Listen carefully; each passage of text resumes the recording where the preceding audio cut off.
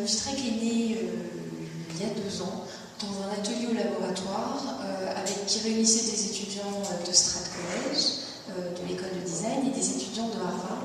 Et ils avaient eu un cas en début d'année sur une culture plus proche de vous. Ça partait de leur constatation qu'ils allaient au musée qu'ils allaient parfois dans les musées d'art, qu'ils voyaient des tas de belles choses et que parfois ils n'étaient quand même pas forcément passionnés par les informations qu'ils y trouvaient. À l'époque, on n'était pas très loin du phénomène du Da Vinci Code. Vous avez peut-être lu ce livre sur la plage pendant vos vacances, moi je l'ai fait. Le musée du Louvre, lui, à l'époque, a vu un nombre de visiteurs assez nouveaux venir au musée pour des visites autour du Da Vinci Code. Ils ont même dû créer un peu un audio guide adapté pour ça. Donc voilà, et les étudiants, c'était assez présent dans leur esprit, ils se sont dit, mais tiens, en passant par quelque chose qui parle de l'art, mais sous le sens de la fiction, il y a des nouvelles personnes qui viennent au musée, est-ce que ça les a fait réfléchir? Donc ils sont venus pendant l'été, pendant 3 semaines au laboratoire, il y a eu différentes itérations sur le projet, ils ont sorti une première version, donc l'idée c'était, à partir d'un téléphone mobile, dans un outil qui nous soit propre, pouvoir suivre des visites susceptibles de nous intéresser dans les musées. Donc ensuite, comme auprès d'une toute petite communauté d'experts, vraiment un petit groupe de 10 personnes auxquelles on a fait faire un tour au musée du Louvre avec le prototype, on a décidé d'aller plus loin. On a créé une version 1 qui a été testée grâce à un partenariat avec Orange et Emmanuel Maé au musée du Louvre à l'occasion des 20 ans de la pyramide pendant les Nocturnes de jeunes. On distribuait une 60aine d'iPhones prêtés par Orange.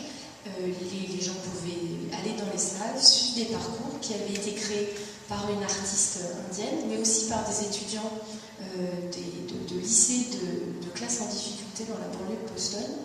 Et les gens pouvaient eux-mêmes inscrire des commentaires, créer leur propre parcours. En même temps, il y a eu une étude faite de la part du département des publics du musée du Louvre. Depuis, on a intégré un certain nombre des remarques de cette étude et on est en train de lancer la version 2. Donc aujourd'hui, Mustrec, qu'est-ce que c'est? C'est une plateforme internet comme une plateforme mobile qui permet n'importe où dans le monde de suivre des parcours en extérieur ou alors à l'intérieur des musées, d'inscrire des commentaires, de créer soi-même son propre parcours si on a envie d'aller plus loin. Et on a également tout un système un petit peu de jeu, d'incentive, au fur et à mesure, plus les contributions qu'on met sur le site sont de bonne qualité, plus la communauté vote, ses parcours sont vus, plus on gagne par exemple des timbres dans son passeport. Donc on va dans le domaine du jeu et du ludique. Donc l'idée avec Mustrec, c'était de réussir à faire une plateforme qui s'adapte aux différents types de visites qu'on souhaiterait faire.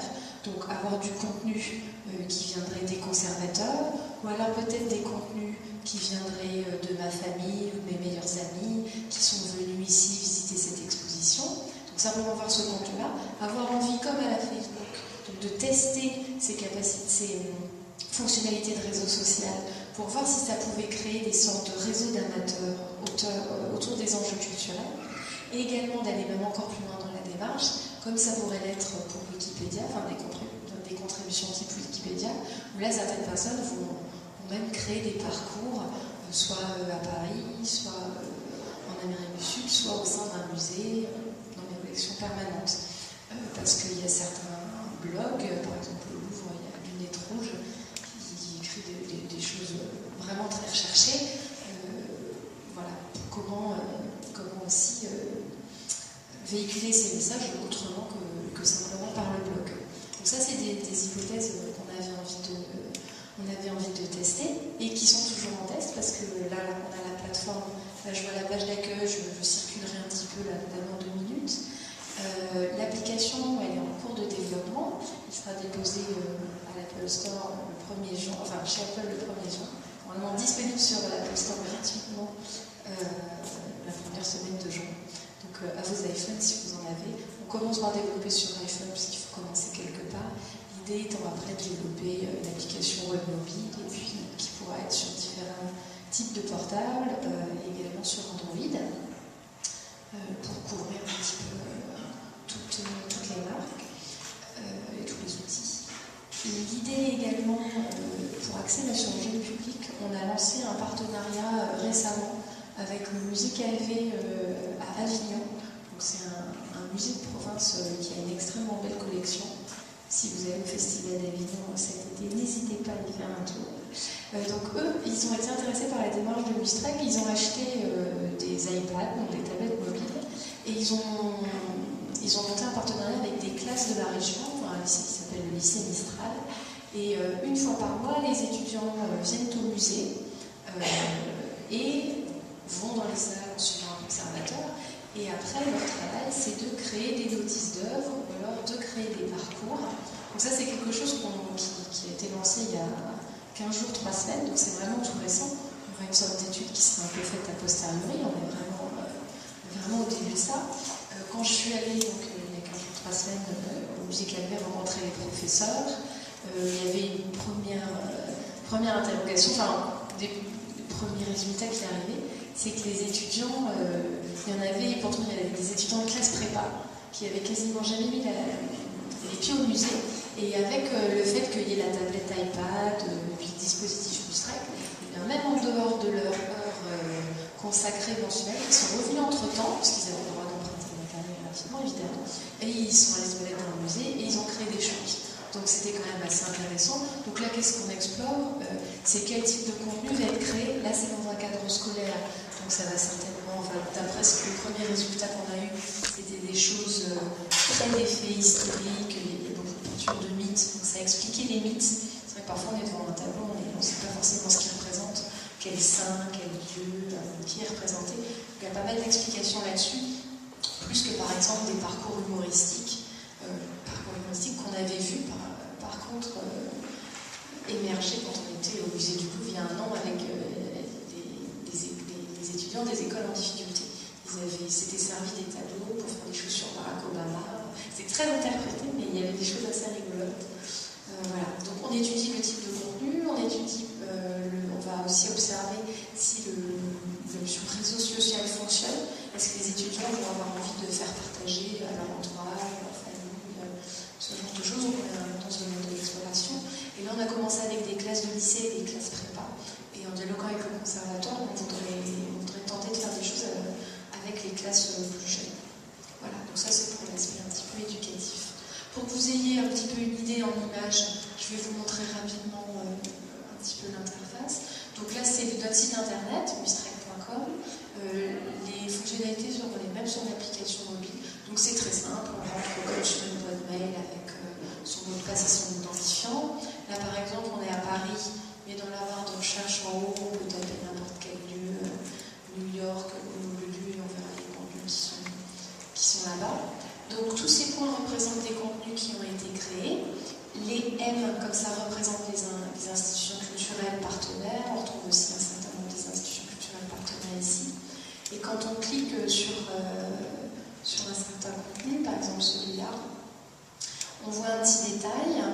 On voit également les choses qui sont à proximité, les choses qui sont du même auteur. Quand je clique dessus, donc ça peut être du texte, de l'audio. Je peux décider de laisser un commentaire sur ce même point.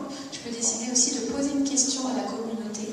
Parce qu'il y a des choses qui s'appellent Quora aux États-Unis. Alors là, c'est très spécifique aux nouvelles technologies. C'est parti d'experts qui donnaient leurs témoignages et leurs réponses aux utilisateurs. Donc là, plus les gens ont publié des résultats de qualité, ont gagné des points dans leur passeport, à un certain moment, on leur donne la possibilité. Est-ce que vous seriez d'accord pour répondre à un certain nombre de questions, qui seraient posées sur ce lieu-là que vous avez l'air de bien connaître? On peut décider de oui ou non. Voilà. Donc là, ça peut être, j'ai peut-être dit, ça peut être de la photo, de l'audio, de la vidéo. Par un système de tags, c'est là qu'on peut suivre des parcours. Par exemple, Saint-Germain-des-Prés. Si je clique dessus, on verra que les choses de Saint-Germain-des-Prés qui apparaissent sur la carte de Paris. On va sur une statue pour les donner le bon exemple.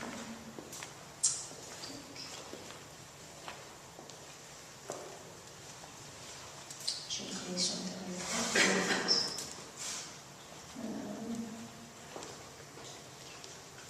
Alors, par exemple, si là je tape art contemporain, j'ai que les points d'art contemporain qui apparaissent sur la carte. Tous les autres sont supprimés en fait. Et après, l'interface de création de contenu contenu est faite vraiment très simple. On clique sur ajouter une muse ici. Hop. Ah. Bon, je dois m'enregistrer, donc je ne vais pas le faire.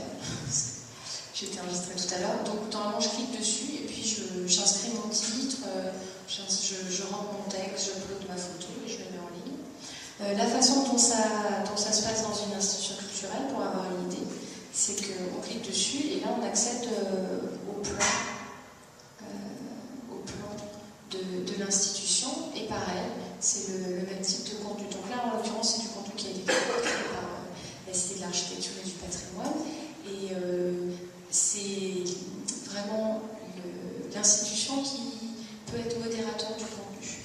Donc ils peuvent décider d'effacer certains contenus, de les rectifier, d'envoyer des emails aux utilisateurs. Donc on peut se déplacer sur les différents niveaux. Et surtout, on a donné la possibilité vraiment de filtrer. Donc il y a un algorithme de filtration, par exemple pour les contenus racistes, il y a des alertes qui apparaissent.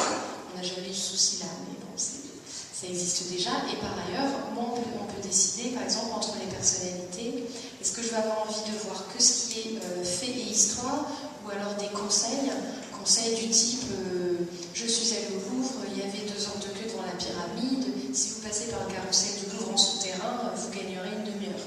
Ça peut être un petit conseil, mais ça n'intéressera pas forcément tout le monde. Est-ce que c'est les coups de cœur de vos amis? Est-ce que c'est plutôt des choses sur des réflexions personnelles? Donc tout un système de filtration et également un système de catégories. Donc évidemment, c'est une plateforme où on positionne culture, même si c'est culture au sens large, que ça peut être des parcours urbains, des choses sur le design, mais il y a aussi des gens qui ont commencé à écrire 2-3 choses sur des restaurants. Mais du coup, ça rentre dans une catégorie, se restaurer. L'idée, c'est que chacun puisse trouver le contenu de son choix. Voilà, donc l'idée, c'est de faire vraiment une plateforme simple et très internationale, parce qu'à l'heure actuelle, les institutions, que ce soit le tourisme ou les institutions culturelles à proprement parler, tout le monde développe son application mobile.